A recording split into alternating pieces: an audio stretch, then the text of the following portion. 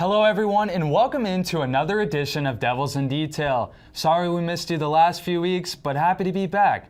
He's not Carson, that's Adam Noel, ladies and gentlemen, and he gets to run things with me today. Thanks, Ethan. Super excited to be here today, and what's probably better than the busiest month of ASU sports all year? We have basketball, baseball, softball, hockey, you name it. And to kick things off, I'm joined here by Devils in Detail reporter Trevor Booth to talk about the ASU men's basketball team's recent success and tournament aspirations. ASU has risen to second in the conference standings with 3 straight wins over Utah, Stanford, and Cal. Trevor, are the Sun Devils finally hitting their stride? I believe they are, Adam, and it's hard to say because this is the second time that ASU has had a 3-game win streak in Pac-12 play, and before it resulted in some losses afterward. But I think the biggest difference between then and now is this team is starting to focus on themselves. It's not about the tournament or the teams that are next to them and how they need to outperform them. It's about putting together a 40-minute effort, and that's something that Remy Martin emphasized at yesterday's practice. They haven't yet done that, according to him. So the fact that they're focusing on themselves and getting to play the best that they need to, because there's still work to be done. They got to secure that first round bye in the Pac-12 tournament, and then the NCAA tournament's going to come after that. So they just got to focus on these last 3 games, and I believe the team is starting to buy into that as a whole. Rob Edwards and Lou Genstor are 2 ball-dominant guards, but both are arguably playing their best basketball of the season. Why have they been able to coexist so well lately? Yeah, and if you remember at the start of Pac-12 play when they started the 2 together, it didn't work out well because they're both ball-dominant guys and they don't really know how to play off each other, at least they didn't at that point of the season. But now they're really starting to adapt to the backdoor cuts. Late in the shot clock, they're starting to feel comfortable with just getting it to Edwards because he can isolate and get you a late shot. And then Lou is really stepping up in terms of how diversifying his game, shooting the 3-point ball and then getting to the rim at a lot more of a controlled pace than he was before. So I think the guys, they're just starting to realize they can adapt and play off each other. And at that point, they're just starting to become more comfortable in their games, and that's been the greatest difference lately. The Sun Devils likely control their Pac-12 and NCAA tournament fates, but there are 3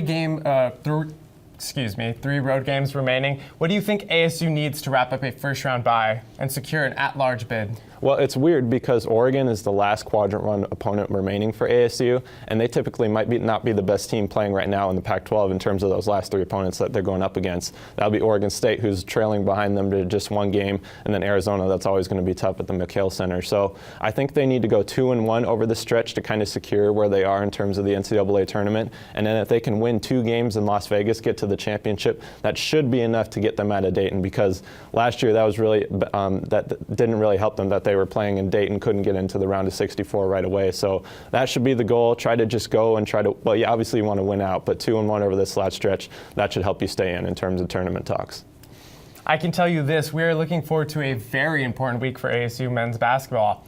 Another expert analysis from my man Trevor Booth, and thank you so much for coming on. And to keep up with our ASU men's basketball coverage, go to devilsindetail.com. The Sun Devils had their final home game of the regular season. Our Richard Giraffa was there to capture all the emotions in the big win over Cal.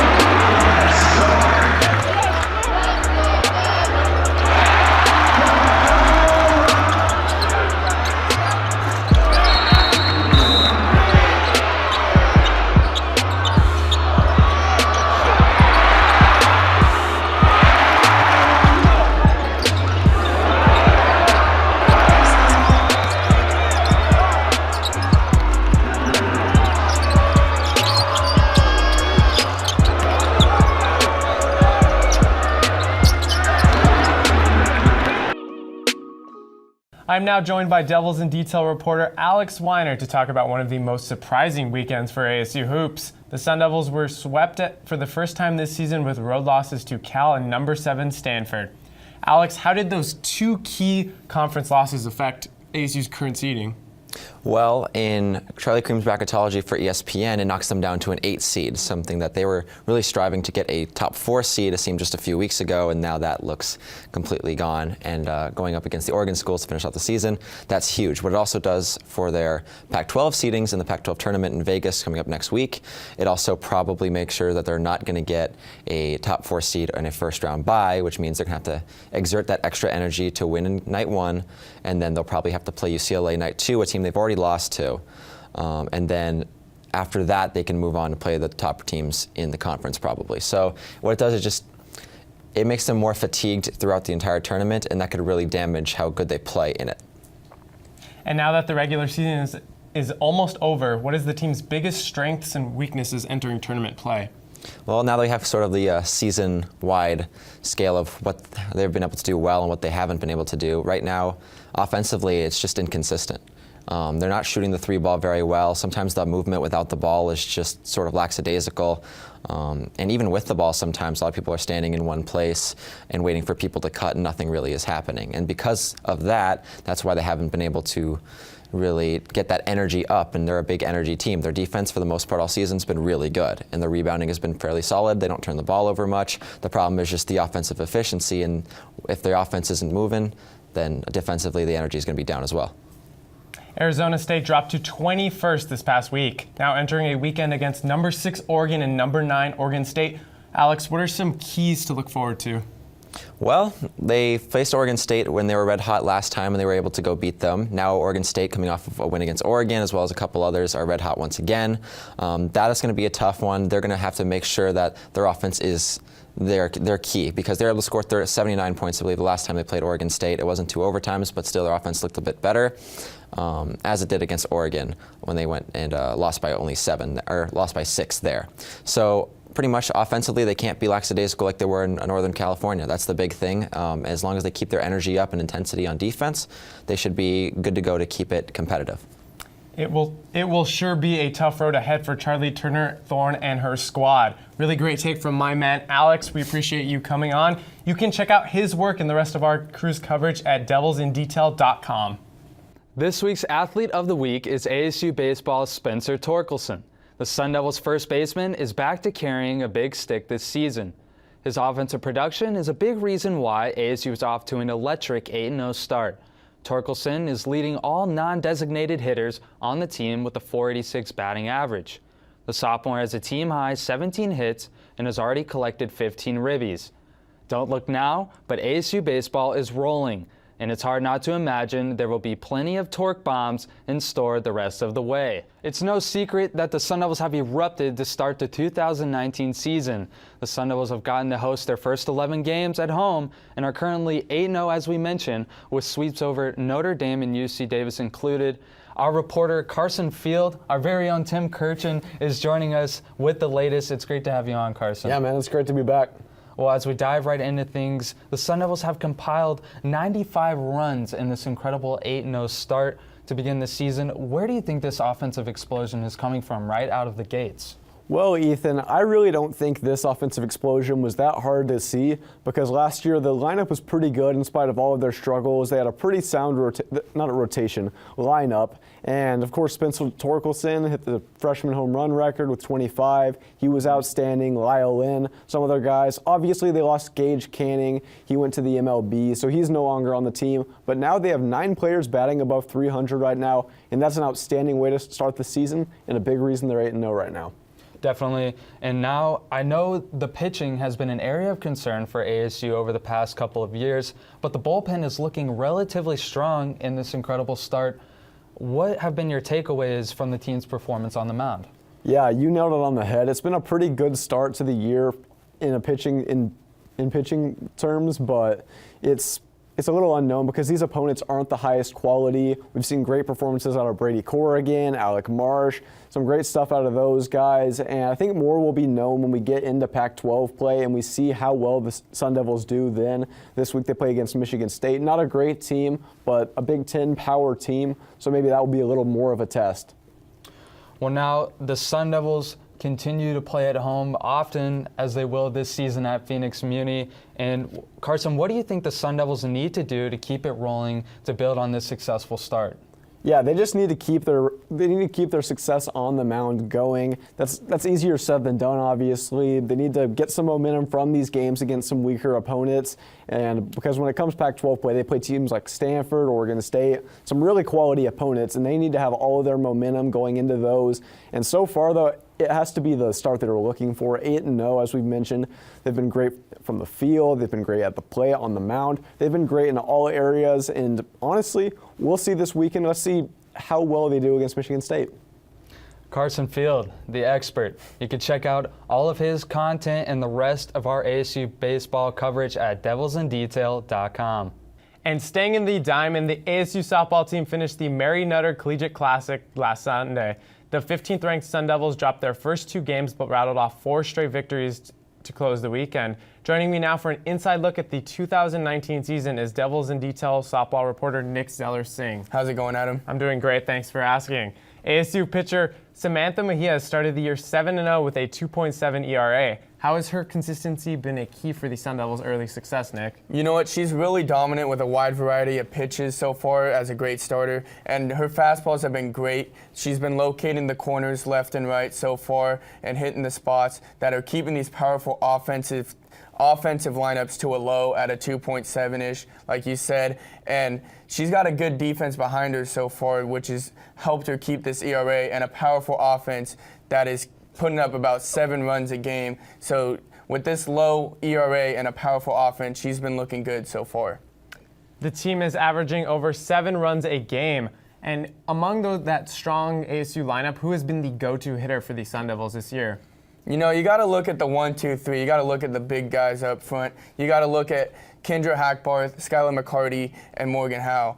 But I'm going to dig deeper right into that number 2 spot. You got to look at Skylar McCarty. She's been the most consistent hitter so far. She's top 5 in a few categories so far in the Pac-12. She's the 5th most hits in the Pac-12, 4th best batting average at 426, and the 6th most RBIs as well. So being a great team player for the Sun Devils. Now 16 games into the regular season, what's one place that the Sun Devils can improve upon?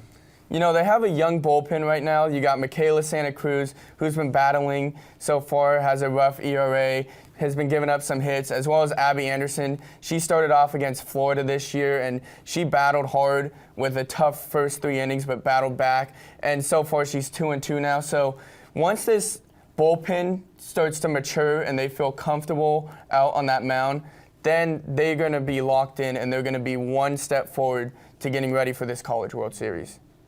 Great stuff as always, Nick. You can check out his work and the rest of our ASU softball coverage team at devilsindetail.com. Sun Devil hockey is coming off another weekend sweep, its 9th of the season, and also a bye week. Now, ASU prepares to head up to Minnesota for its last series of the regular season against the Golden Gophers. Hockey reporter Carson Roberts is here to talk about the big weekend. Welcome back, sir. Thanks. I love coming around talking about hockey. You know me. Well, talking about puck, we mentioned ASU's 9 sweeps on the season. 6 of those have come on home ice at Oceanside Ice Arena. Why do you think the Sun Devils were able to be so successful at home this season? Well, Oceanside presents a very unique challenge to a lot of teams coming in. It's a very condensed arena, so it often feels like the fans are right on the ice with the Sun Devils. It kind of throws a lot of these bigger programs such as Ohio State, Michigan State, and Boston College a little bit off. Not to mention, winning on the road is hard enough in college hockey. Any program can attest to that one. Coach Greg Powers values those road wins above almost anything else, just because going into a hostile environment with usually a younger group of guys can be pretty tough to set your own tone. So I think that's why the Sun Devils have seen a lot more success at home than they have on the road, just because it's a more comforting environment. It's where they practice, and it's where their fans are.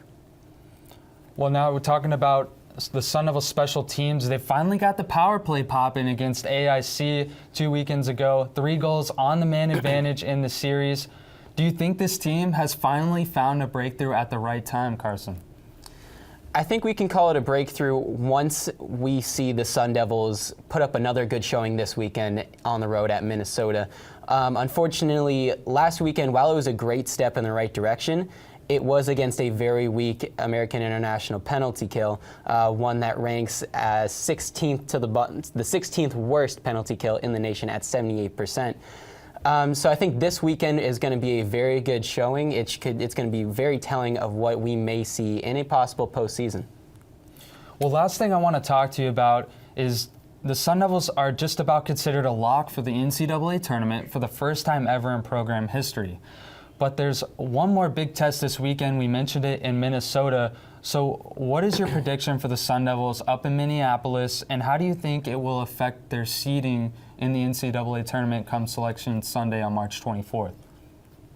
Well, this is obviously going to be a big weekend in the eyes of the committee because Minnesota is a Big Ten school. The Sun Devils so far have put up pretty good contests against the Big Ten. They've split on the road at Penn State, they swept Michigan State at home, and they played 2 very close games with Ohio State. Minnesota is a team where you don't really know what they're going to give you. They've swept Ohio State and Notre Dame this season in weekend series, but they've also lost games to Ferris State and other lower level schools. So they've had a very up and down kind of roller coaster season. So if they're playing like at their best and Arizona State can still hang with them and get a split, that is very good in the eyes of the committee. And at the end of the day, I think sweep, split, or getting swept, that Arizona State is probably going to be a 2 or 3 seed if they do manage to make the NCAA tournament. Carson, cool as the rule, my man. You can check out his work and the rest of our Sun Devil hockey coverage at devilsindetail.com. Last week marked not only the return of Major League Baseball, but the second half of the NBA season. And there might not be anyone hotter in the league right now than former Sun Devil and current Houston Rockets guard James Harden. Although the 2009 ASU grad had his 32-game streak of 30-plus point games broken Monday against the Atlanta Hawks, the Rockets have now won 10 of their last 14 games. The Beard is averaging a career-best 36.6 points per game and is under early consideration to take home a second consecutive MVP trophy. Should he take home the award, he would be the 14th player in NBA history to win multiple MVP awards. I'll tell you what, Adam, even though the streak is over, James Harden is chefing up some home cooking down there in Houston. Well, that's it for us today, and it's been great working with you today, sir. It has been an absolute blast working with you, Ethan, and can't say I couldn't have had a better partner to make my anchoring debut. You can be sure to follow us at Devils_Detail and keep up with the latest in ASU athletics at devilsindetail.com.